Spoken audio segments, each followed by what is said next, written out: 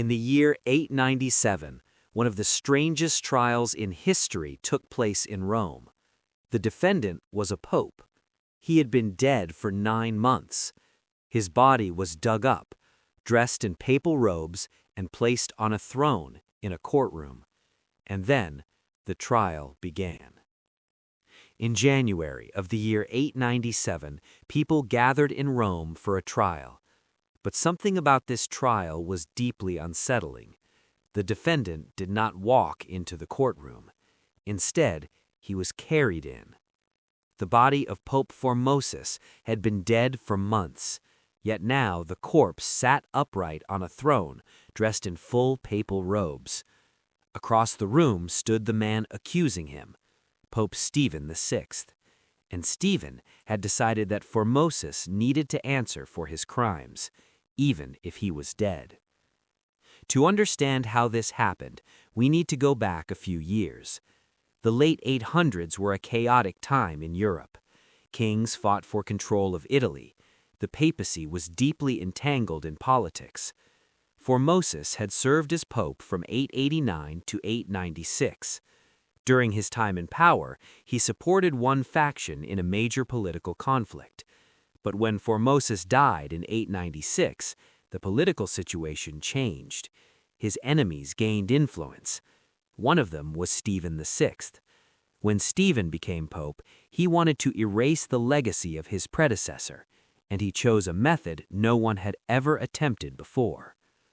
The trial became known as the Cadaver Synod.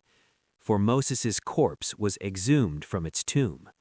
The body had already begun to decompose. It was dressed in papal garments and seated on a throne. Because the defendant could not speak, a deacon was assigned to answer on his behalf. Stephen VI stood before the corpse and began listing accusations. He claimed Formosus had illegally taken the papal office, that he had broken church law, that he had betrayed his duties. The corpse sat silently while the charges were read. The scene must have been surreal, a courtroom arguing with a dead man.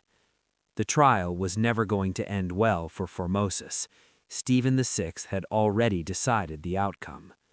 The corpse was declared guilty. Formosus's papacy was declared invalid. His decisions as pope were erased. And then the punishment began. The papal robes were stripped from the corpse. The 3 fingers used for giving blessings were cut off. Finally, the body was buried again. But that was not the end. Later, the corpse was dug up once more and thrown into the Tiber River. The people of Rome were horrified. The trial of a corpse shocked even those accustomed to medieval politics. Soon, opposition to Stephen VI grew. Within months, he was removed from power. He was imprisoned and later died in jail. Meanwhile, supporters of Formosus recovered his body from the river. They gave him a proper burial, and the Cadaver Synod was officially annulled. The Church later declared the entire trial invalid.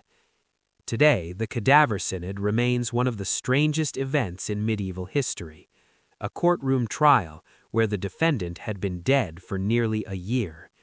It's a reminder that history is not always dignified.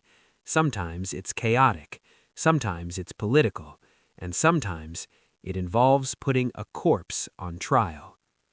If you enjoy strange stories from history like this one, you can subscribe. No pressure. We are not planning to exhume anyone.